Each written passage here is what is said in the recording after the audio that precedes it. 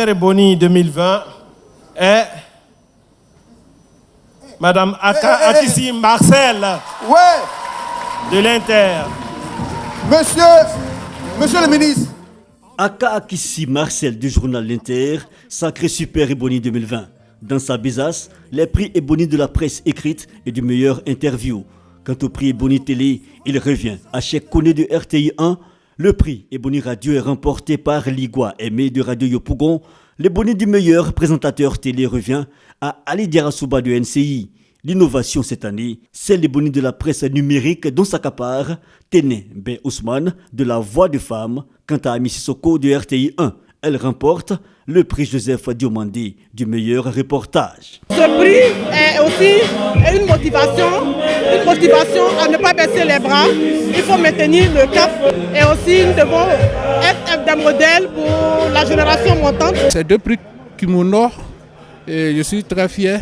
C'est ma première participation au concours Ebony. Je pense que la prochaine fois, je ferai mieux. Avoir ce prix-là, je pense que c'est la reconnaissance du travail qu'on fait jour et nuit. Je remercie toute la direction de la RT, je remercie mon rédacteur en chef, je remercie également le service économie, la directrice de l'information pour son accompagnement, pour son encadrement.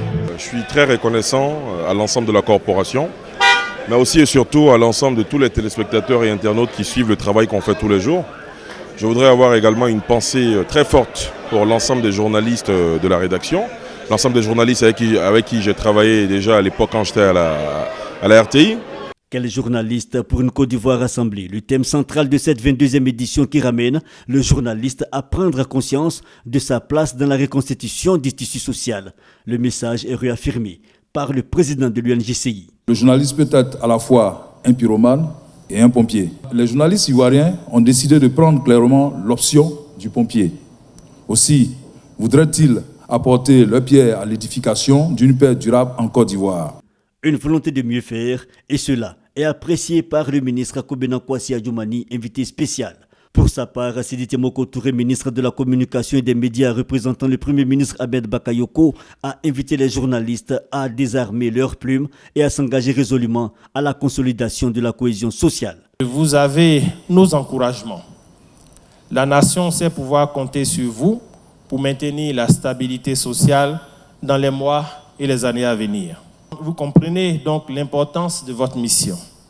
C'est pourquoi, dans un environnement aux rares moyens, le gouvernement ne lésine sur rien pour vous accompagner. Chers amis journalistes, je tiens à vous féliciter pour avoir choisi de questionner votre responsabilité dans la construction de la nation, la consolidation de la cohésion sociale et le renforcement de la paix. Des distinctions particulières récompensant des figures de proue de la presse et des prix sectoriels ont été également remis aux nominés pour leur production. Un prix spécial a été décerné au Premier ministre Ahmed Bakayoko pour ses actions en faveur d'une presse libre en Côte d'Ivoire. Le Super Ebony 2020, Marcel Akissi succède à Serge Akolia du RTI 1. Elle reçoit un véhicule et 20 millions de francs CFA en plus de divers lots offerts par les partenaires.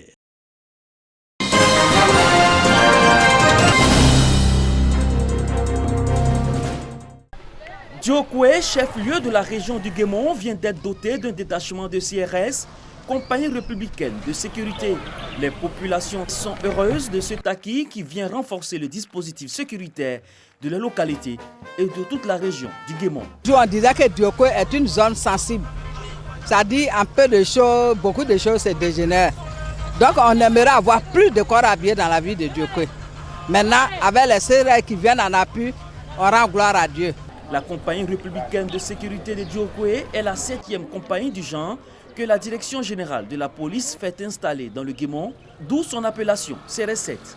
La CRS7 a pour mission d'assurer la sécurité des personnes et des biens dans sa zone d'intervention. Lors de la cérémonie de salut aux couleurs qu'abritait le collège moderne Jean Glao, le préfet de Diokwe a demandé aux populations de réserver un bon accueil aux éléments de la CRS7 et surtout une bonne collaboration afin que les policiers de cette compagnie mènent à bien leur mission. C'est une force d'appoint qui vient compléter le dispositif sécuritaire au niveau de l'État de Côte d'Ivoire. Vous savez, il y a la gendarmerie, il y a le commissariat de police. Donc la CRS7 vient en complément à tout ce dispositif sécuritaire. Selon l'arrêté qui crée cette compagnie, elle a en charge non seulement le département de Diokwe, mais l'ensemble de la région du Guémon pour régler les problèmes sécuritaires qui se posent. Les populations de Diokwe ont espoir que le taux d'insécurité élevé dans cette partie de l'ouest de la Côte d'Ivoire baissera considérablement.